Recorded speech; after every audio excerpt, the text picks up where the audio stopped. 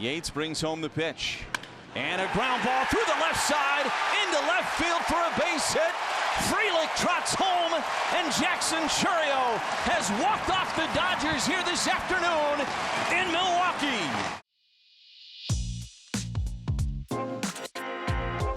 From MLB.com, this is the Morning Lineup Podcast. I'm your host, Anthony Castrovins. Today is Thursday, July 10th. And on today's show, we're going to talk about the NL contender that keeps doing more with less, the Yankees infield shakeup that preceded some big news and big blasts, and why future Hall of Famer Bryce Harper had an extra special day. Let's get to it. The Dodgers and Brewers are built just a little bit differently. The Dodgers are a Hollywood blockbuster, loaded with some of the biggest names in baseball with the record-smashing $400 million payroll to show for it. The Brewers are more like a budget indie film trying to get a wider distribution. With restricted resources, they've said goodbye to many of their best players to free agency or trade in recent years, be it Josh Hader, Devin Williams, Corbin Burns, or Willy Adames.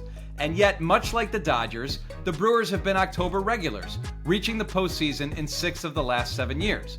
And here in 2025, despite again reconfiguring their roster, they are once again in contention, currently holding a wildcard spot while breathing down the neck of the first-place Cubs in the NL Central.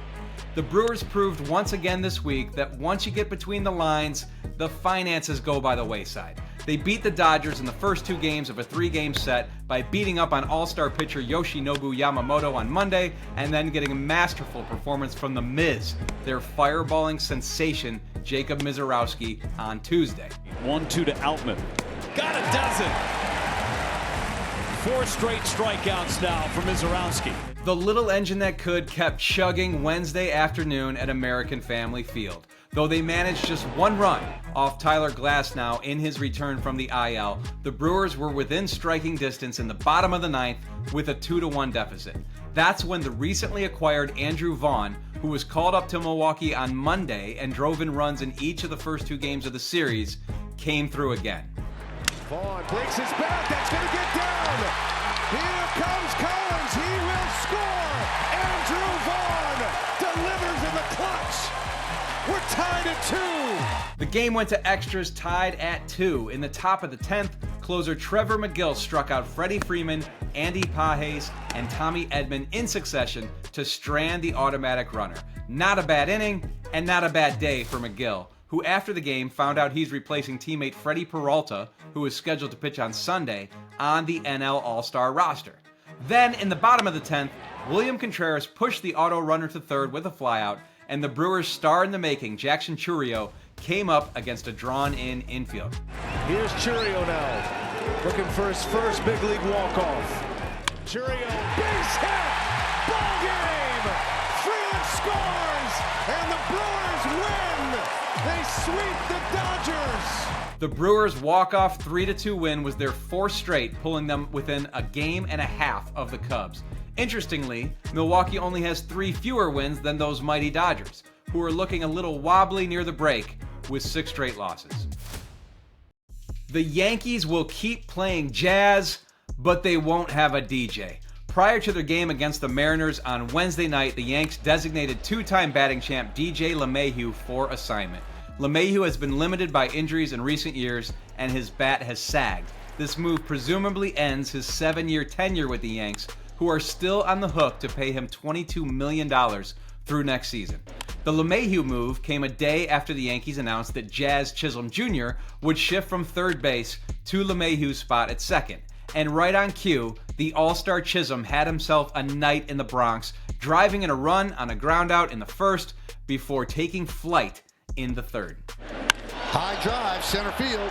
Rodriguez back. He's on the track. He's at the wall. See ya. Into Monument Park. A solo shot for Chisholm. 4-1 Yanks. In the 5th, they played that jazz again. Drill deep to right field. There it goes. See ya. A bullet home run by Chisholm. A 2-run shot. And the Yankees lead 6-2. With the help of Chisholm's second multi-homer game of the season and a strong debut from starter Cam Schlittler, the Yankees went on to a 9-6 victory. Elsewhere in the AL East, the Blue Jays lost? It's true! Toronto's 10-game winning streak fell one shy of a franchise record when White Sox starter Adrian Houser stymied them in a 2-1 loss on the South Side. So the Blue Jays' lead on the second-place Yankees was cut down to 2 games. Coming up, the Phillies enjoyed a San Francisco treat on Wednesday, and you could call it Bryce-a-roni. That's after the break. With the MLB draft fast approaching on Sunday, it's worth noting that this year marks the 15th anniversary of the selection at number 1 overall of a Las Vegas high school kid by the name of Bryce Harper. The Harper hype was like nothing the sport had seen. He was on the cover of Sports Illustrated at 16 years old and touted as baseball's chosen one. He then earned his GED in October of his junior year of high school, allowing him to play junior college baseball and become eligible for the MLB draft at just 17 years old. When the Nationals took Harper at 1-1 in 2010, the expectations for what his career could become were enormous. Somehow, Harper has met them. Now the face of the Phillies, he's had a career very much worthy of Cooperstown. On Wednesday in San Francisco, Harper, who recently came off the IL with wrist inflammation, faced a pitcher who is also headed to Cooperstown in Justin Verlander, and what followed was one of the absolute best games of Harper's career. It started in the 4th inning. Fly ball left field.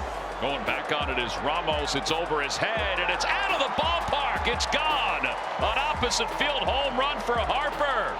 It's his first home run since the 3rd of June. That was Harper's first homer since June 3rd, and it made it 2-0.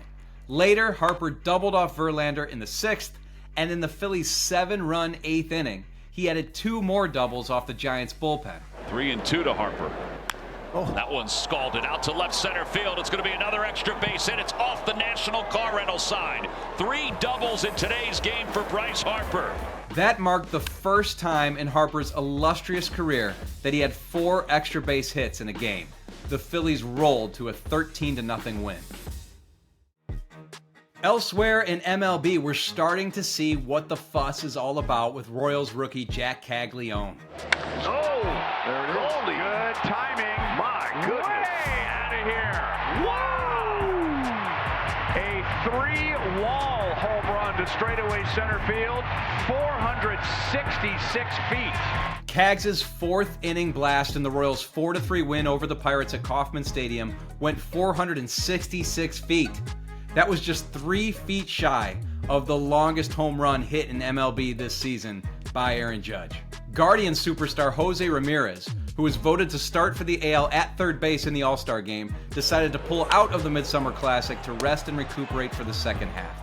He was replaced on the roster by Isaac Paredes, but Ramirez was in the lineup for the Guards on Wednesday night against Paredes' Astros and contributed his 17th homer of the season to Cleveland's 4-2 win, which completed a much-needed 3-game sweep in Houston. The Rays hit the big 5-0 in the win column by scoring 4 runs on 4 straight run-scoring hits in the 6th inning of a comeback 7-3 win over the Tigers, avoiding a sweep in Detroit. Meanwhile, Rays star Junior Caminero, who will replace Jose Ramirez in the AL starting lineup at third base, announced Wednesday morning that he will also participate in the Home Run Derby. Masataka Yoshida made his season debut and went 3 for 4 with an RBI as the Red Sox romped the Rockies 10-2 for their 6th straight win. Twins all-star Byron Buxton unfortunately left Wednesday's 4-2 win over the Cubs with a bruise on his left hand after getting plunked by a pitch. A day after he was named a replacement on the NL All-Star squad, Reds lefty Andrew Abbott allowed just 1 earned run in 7 2/3 innings in a 7-2 victory over the Marlins. Nationals interim manager Miguel Cairo got his first win thanks to a dominant start by All-Star Mackenzie Gore in an 8-2 win over the Cardinals. That's all for today's morning lineup. Check out the MLB.tv free game of the day this afternoon when the Mets visit the Orioles at 12:05 p.m. Eastern Time at Camden Yards in the first game of a doubleheader after a rainout on Wednesday. After a frightening start to the season, O's starter Charlie Morton has turned his season around with a 2.97 ERA in his last 7 outings. Game 2 of the doubleheader is set for 5:05 p.m. Eastern Time. Will Leach will be back with you tomorrow. Until next time, thanks for listening. Please be sure to leave us a rating and a review. Share this episode with the baseball lovers in your life, and have a great day, everyone.